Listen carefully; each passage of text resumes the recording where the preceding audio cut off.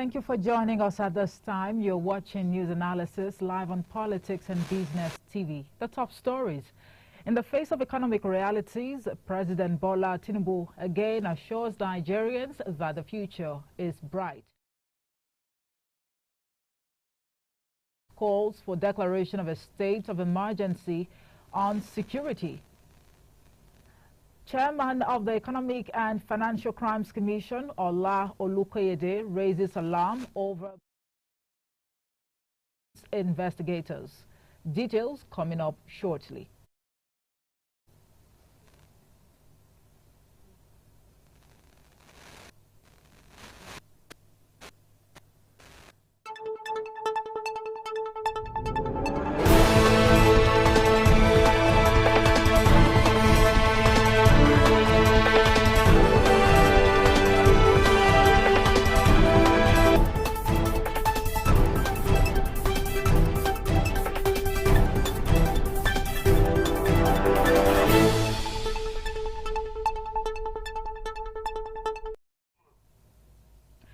Right, thank you for joining us. I am Omoife Peace of Semere. The Supreme Court will today determine the fate of 9 governors whose victory in the governorship election held on March 18, 2023 are being challenged. The states that the Apex Court has heard cases that were lodged by aggrieved candidates and reserved its judgment at Delta, Rivers, Kebbi, Nasarawa, Taraba, Sokoto, Gombe, Kaduna,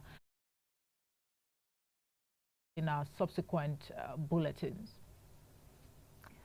Now, President Bola Tinubu has again acknowledged that the impact of the removal of fuel subsidy was very tough on Nigerians and has affected every sector of the economy. Education. Tinubu, however, assured that the future remained bright, stated this at the 54th convocation ceremony of the University of Lagos.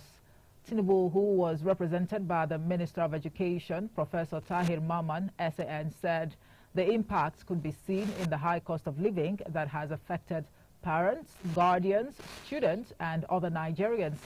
His comments are not unconnected to lamentations by Catholic bishops of the Owerri Ecclesiastical Province that the removal of petroleum subsidy, current naira scarcity, and declining value of the nation's currency had raised the cost of living, created dismay and panic among the citizenry. And in the face of rising kidnapping and bandits ravaging some parts of the country, the National Association of Nigerian Students has called for the declaration of a state of emergency on the security situation in the country. The clerk of the Students' Senate body, Oladimeji Uthman, disclosed this in a statement on Friday. He noted that declaring a state of emergency would help the government to address the security situation critically. He also suggested that the federal government should work on collaboration between the stakeholders for intelligence gathering. And in a bid to curb the activities of kidnappers and bandits in border towns within the territory, the Inspector General of Police, Olukayode Egbetokun, has the capital territory. This came as the federal government warned against raising ransom for abducted victims, stressing that this might worsen the security problem in the country. According to media reports, scores of SIS operatives have been dispatched to the entry and exit point of the FCT, and this reported to be in a move to bolster security in the nation's capital, which has been under siege by bandits. The hoodlums, who hitherto operated on highways and in rural communities, have in recent times escalated the attacks on residents of Abuja, Lagos, Enugu, Kaduna, and other urban centers. Right, you're watching news analysis live on Politics and Business TV. Still to come, a 6th Division Nigerian Army in Port Harcourt uncovers 14 crude oil reservoirs in Rivers State. Details of this and more after the break. Do join us again.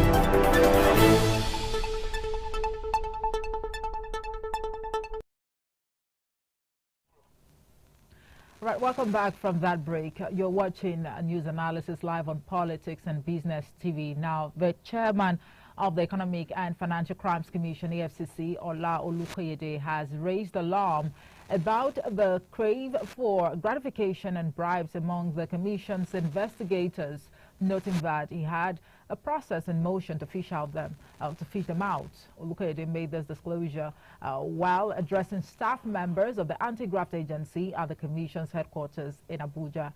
According to the EFCC chairman, public opinion about EFCC investigators is poor, a situation he described as embarrassing for the anti-graft agency. He warned that such conduct would no longer be tolerated under his watch, vowing that he would wield the big stick against investigators taking bribes. And now to other matters. The headquarters of the 6th Division, Nigeria Army, Port Harcourt, has uncovered 14 crude oil reservoirs containing about 3 million liters of stolen crude in Odagwa Eche, in Eche local government area of Rivers State. Also, the Army said the reservoir had 49 boilers used in refining stolen crude in the area. The General Officer commanding 6th Division, Nigeria Army, Port Harcourt, Major General Jamal Abdul Salam, while conducting newsmen around the reservoirs located in the thick forest of Odagwa Eche yesterday, said he wanted Nigerians to know what was happening. Abdul Salam disclosed that through credible intelligence, officers of the division were able to discover about 14 reservoirs that contained upward of about 200,000 liters of crude oil in the forest. Now, the International Monetary Fund has warned that nearly 40% of jobs across the globe could be affected by the rise of artificial intelligence, with high-income economies facing greater risks than emerging market and low-income countries. The Washington, D.C.-based institution recently assessed the potential impact of AI on the global labor market and found that, in most cases, the technology is likely to worsen overall inequality. Now, this warning comes as business and political leaders from around the world gather at the World Economic Forum in Davos, Switzerland. IMF chief Kristalina Georgieva has urged policymakers to tackle this troubling trend and proactively take steps to prevent the technology from further stoking social tensions. Let's analyze critically the emergence of AI and its impact on the nation's economy. Adefolarin Olamilekon is an economist and also lead researcher at Pol-Eco Analytics. Good afternoon to you, Adefolarin. Thank you so much for joining us. Thanks for having me. A very good afternoon to all viewers. Right. I mean, I would like to start a conversation this way by taking you, of course, by your words. You remember earlier this week, you were on this, particular program, and you actually assured, us.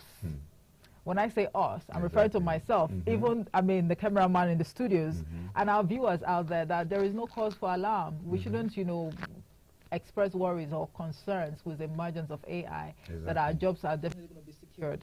But how did you receive this warning?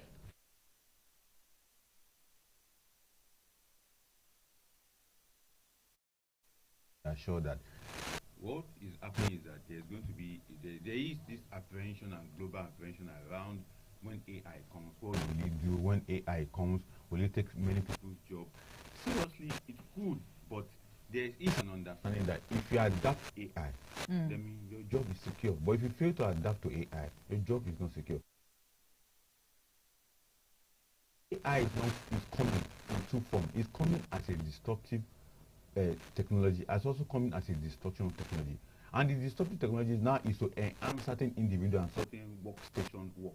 Then the disruptive aspect of the technology is that any workstation, any job, or anybody that fails to take or to adapt to AI, definitely it will be out of the space. It will be out of the phenomenon of the world we are going through now as a world. And that's what I said. Now, for the IMF coming out to now, at least 40%, particularly across the world, they will not be able to break it down.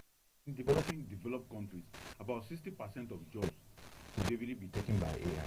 Then for low-income countries like Nigeria, 26%, then already emerging market about 40%.